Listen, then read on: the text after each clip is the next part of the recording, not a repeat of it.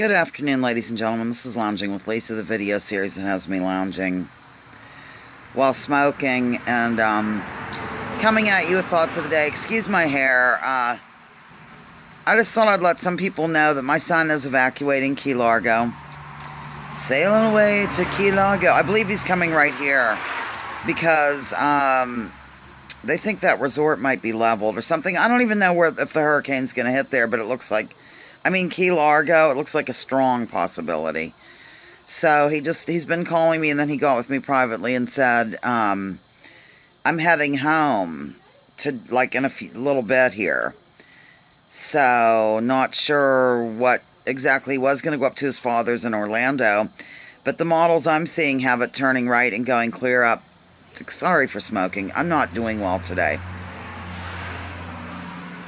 I was okay earlier, but whenever my kratom wears off, it's a terribly painful day for me with that pain condition that I have. So,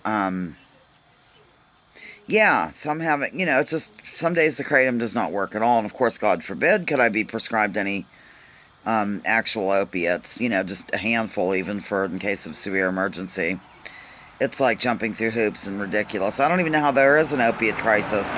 People with legitimate pain can't even get a hold of the GD things. Believe me, I had to go to government officials over it. I really did. I'm glad I'm off them. I don't want to give you the wrong idea because, the kratom generally works, ladies and gentlemen. But what I'm saying is there are some days like the one I'm having now where it just doesn't seem, it works for a little bit and then doesn't seem to hit the pain. So, could be stress. Stress leads to it increasing. Anyhow, I'm a little cranky too because of so-called alternative media. Little did you know, but I paused. Now that I learned how, I paused for a minute while I put that out. Oh, it's so-called alternative media. I just don't get it. I don't understand why.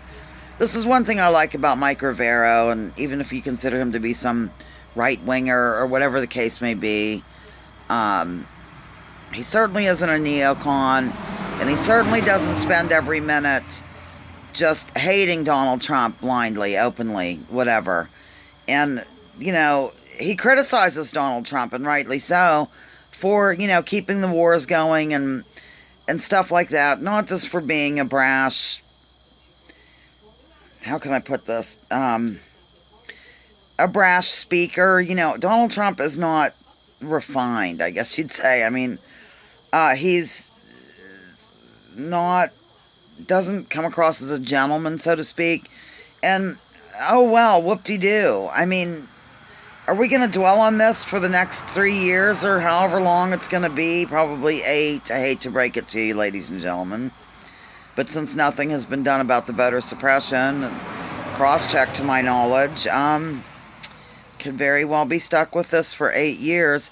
So, my point is that at least Michael Rivero is not a neocon, and he certainly doesn't spend his whole damn show sitting there bashing everything Donald Trump does that really has nothing to do with governing, is my point. I guess that's what I'm trying to say.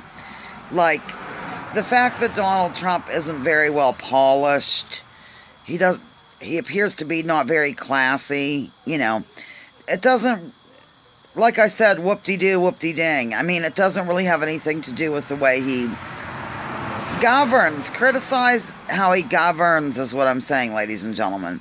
And that's what Michael Rivera does. So, that's why I think people need to step outside of their echo chambers and so forth and so on and look into other outlets. And nowadays, when you do that, all the alternative media does is sit there bashing Donald Trump and, everything he does. And he said the wrong thing here and he did the wrong thing there. And, I'm not in love with Donald Trump, as you know. But I have to just be frank with you since I'm writhing in pain. It makes me more frank, I'm sure. I don't see politics as being the answer to our problem. I don't. We, Democrats and Republicans have gotten into this situation in which we now live. We have CIA whistleblowers and other people over the years coming out and talking about how really the shadow government is in charge. There's even been books written about it. We need to really disband somehow. I don't know how. Maybe you can give advice. The CIA and these agencies that are just not democratically elected in. They run the show. They overturn other governments in other countries. They're like terrorism. They're like terrorist organizations, in my opinion, ladies and gentlemen. You have the FBI that's good for nothing. They're not going to hold anybody accountable for anything that ever went on with like Hillary Clinton or any of that. I mean, it's a real shame, and I don't see a politician being our savior. I don't. It doesn't matter if the whole Congress flips over to blue and the whole Senate goes blue, and we get a blue president. They're all beholden to usually their donors, and not to mention, they're rolled over by these alphabet agencies, these terroristic organizations that go out and wreak havoc across the planet. Generally on behalf of corporations, I might add. You know, that's what upsets me about these kids that are talked into or have no choice but to go into the service. And I don't want to demean anybody who has gone into the service. That's certainly not what I mean. But nowadays, when some of them have no option but to do this, they're not defending the United States. They're not fighting for our rights. They're not preserving our freedoms. They're really going in to back corporations, and that's what Smedley Butler said in his 1935 book called War is a Racket. So, nothing new under the sun. There's just nothing new under the sun. The sun very well could be fake, though, as we know. So yeah, that's what upsets me. Like over the weekend here with Labor Day, when I emphasized some of the instrumental people and us, you know, having Labor Day and having better working conditions and having a weekend and 40-hour work week and all that stuff, those people are the ones that really fought and died for any kind of really American freedom.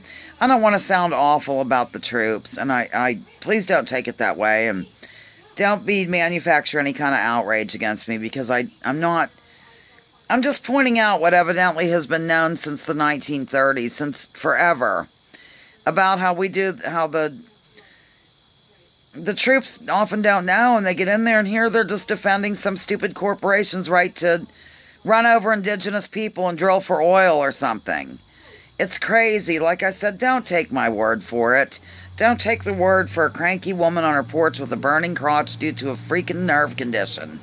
Go ahead and look into Smedley Butler, Major General Smedley Butler, War is a Racket.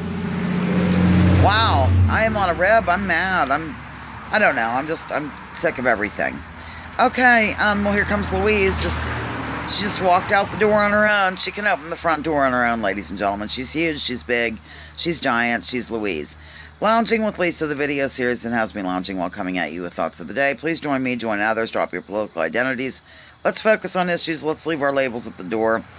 Let's really think hard about how we are perceived across the globe.